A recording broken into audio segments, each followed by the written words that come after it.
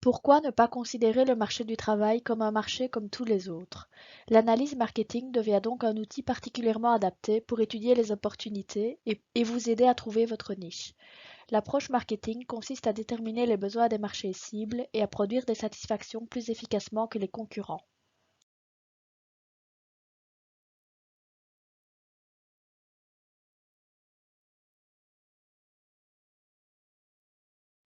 La réflexion marketing se déroule comme suit.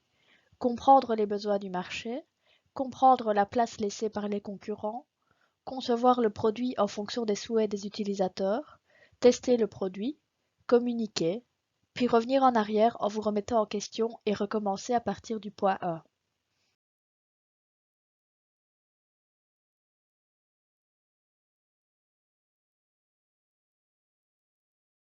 En supposant que personne ne peut plaire à tout le monde, il est fondamental de choisir sa cible et c'est ce que fait le marketing.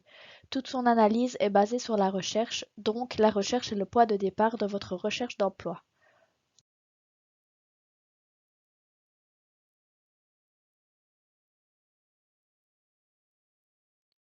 Le marketing considère que son positionnement doit être la synthèse des trois préoccupations suivantes. Les attentes des consommateurs, comment se positionnent les marques concurrentes et quels sont les atouts et avantages de notre produit.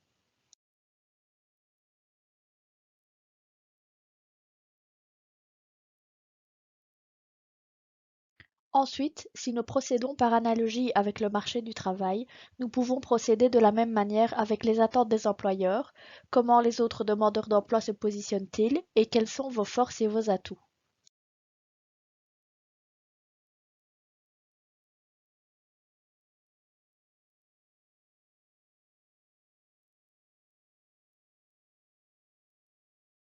Le marché est donc le marché de l'emploi et vous devez répondre à une demande, celle de l'employeur.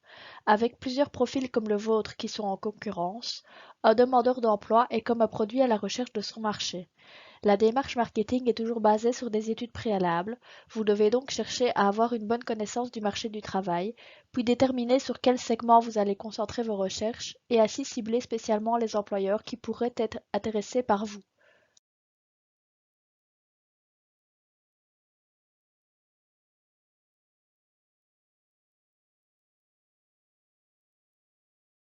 Une première règle est donc de bien connaître votre produit, c'est-à-dire vous, avant de vous lancer sur le marché. La seconde est que le produit alias vous ne soit pas mis sur le marché avant d'avoir effectué une analyse de marché.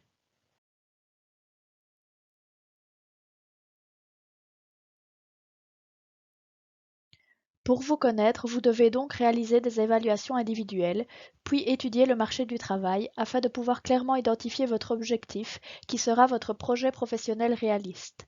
À ce stade, vous ne postulez pas encore, vous êtes en phase d'analyse.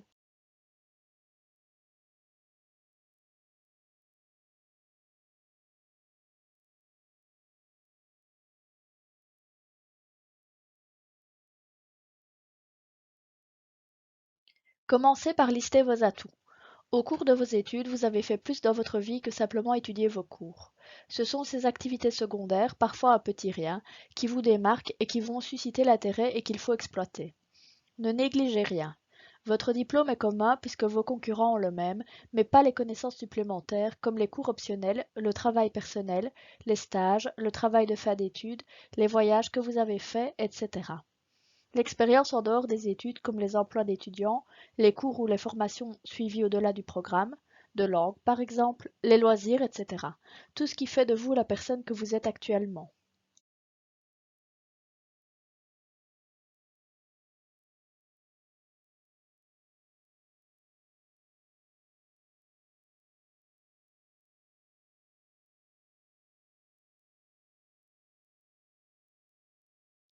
Pour pouvoir répondre aux questions du tableau ci-dessus, vous devez effectuer votre auto-analyse en déterminant vos points positifs et négatifs en vous référant aux différents types d'emplois.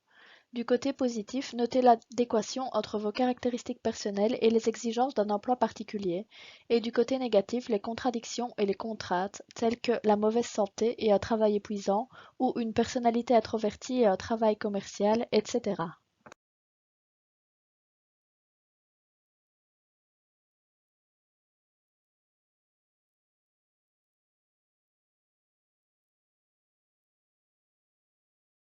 Vous pouvez, à partir d'activités passées qui vous ont laissé un souvenir agréable ou désagréable, déterminer ce que vous voulez faire dans votre vie professionnelle, ce que vous ne voulez pas faire dans votre vie professionnelle, quel serait l'emploi de vos rêves, ce que vous aimeriez être dans 5 ans, ce que vous aimeriez avoir fait dans 5 ans, etc.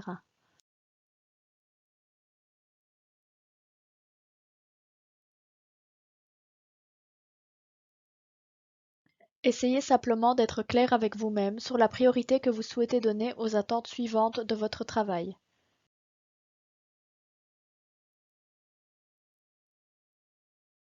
Quelles sont vos forces et vos faiblesses, puis vos forces ou faiblesses par rapport aux caractéristiques suivantes.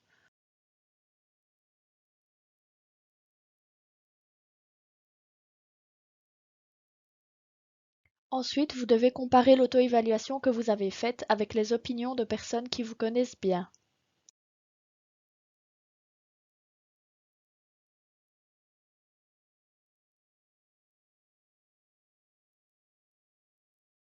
Il est extrêmement important que vous n'inventiez pas pour vous-même des qualités que vous n'avez pas.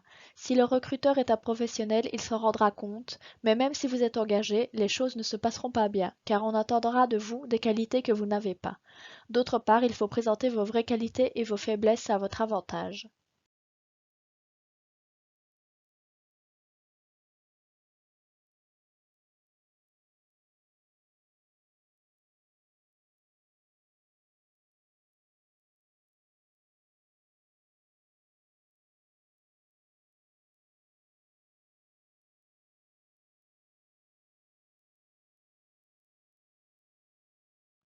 Il existe un grand nombre de métiers et de fonctions, ainsi qu'une grande variété d'emplois possibles pour le même diplôme.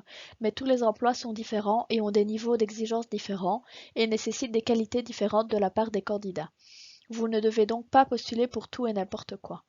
Vous ne pouvez pas plaire à tout le monde et vous devez convaincre de votre engagement et de votre motivation pour le type d'emploi pour lequel vous postulez. Lorsqu'une entreprise embauche, elle détermine les caractéristiques du poste à pourvoir et analyse les tâches à accomplir, le niveau de responsabilité, la résistance au stress, la disponibilité, la créativité, la connaissance des langues, etc. C'est la connaissance du profil de l'emploi qui déterminera le profil du candidat recherché. Une entreprise veut vos connaissances, mais aussi votre volonté, votre capacité à vous intégrer dans l'entreprise et votre motivation pour le profil de travail. Elle veut aussi vos capacités, qui sont vos ressources potentielles, et votre engagement avec un esprit gagnant. Elle veut quelqu'un qui cherche des solutions à tout, plutôt que quelqu'un qui ne voit que des problèmes sans solution. Si vous êtes jeune, vous n'avez peut-être aucune expérience, mais dans ce cas, vous coûtez moins cher, vos connaissances sont plus à jour, votre potentiel est plus grand, votre adaptabilité est intacte, et vous êtes également mobile linguistiquement, fonctionnellement ou géographiquement.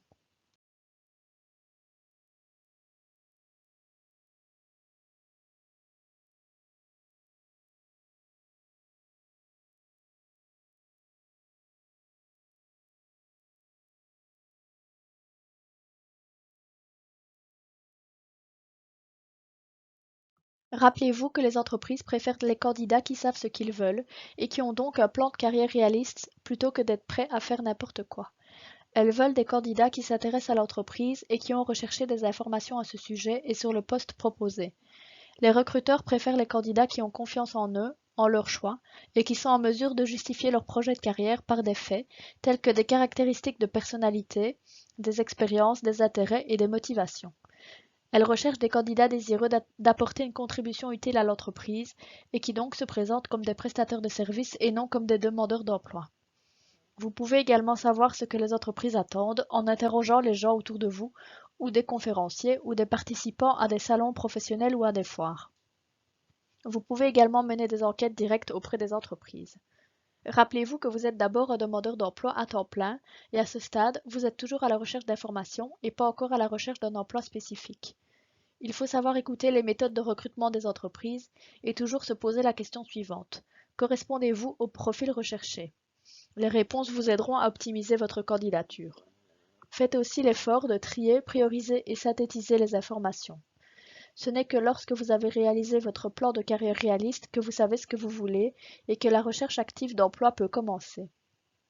Vous avez ciblé les bonnes entreprises et choisi 2 ou 3 secteurs selon vos goûts, mais aussi selon la situation économique. Dans chacun de ces domaines, essayez de trouver 4 ou 5 entreprises dynamiques, puis trouvez des informations les concernant et suivez leur actualité récente.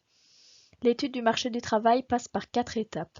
Comprendre le marché du travail actuel à travers une recherche globale d'informations, chercher l'attention de recrutement des entreprises, lister les fonctions qui vous plaisent et où il y a des opportunités d'emploi, et étudier bien sûr les attentes des entreprises par rapport à la fonction que vous souhaitez. Maintenant, vous devez communiquer votre projet professionnel réaliste dans votre CV et votre lettre de motivation.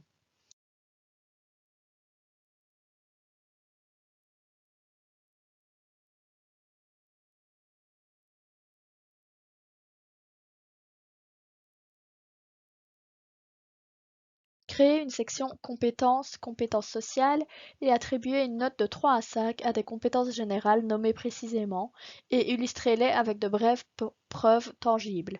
Il est également utile de créer un slogan accrocheur en haut du CV mentionnant le diplôme obtenu ou le poste recherché et de lister 3 compétences techniques très précises et 3 compétences générales qui servent d'éléments distinctifs pour le candidat et qui sont expliquées en parallèle plus loin dans le CV et surtout dans la lettre de motivation.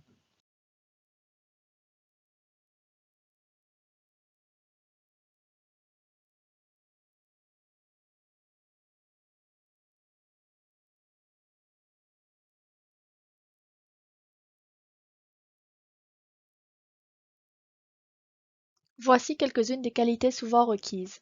Aptitude à communiquer, sociabilité, confiance en soi, empathie, esprit d'équipe, précision, flexibilité, motivation, convivialité, loyauté, diplomatie, honnêteté, envie d'apprendre, stabilité émotionnelle, capacité à progresser, éthique de travail, autocritique et adaptabilité. Ce dernier point devient incontournable. Avec la quatrième révolution industrielle, les recruteurs attachent une grande importance à l'adaptabilité. S'adapter rapidement et efficacement à un nouvel environnement en pleine mutation, ainsi qu'à d'autres tâches et responsabilités, et apprendre à collaborer avec les autres sont des atouts clés.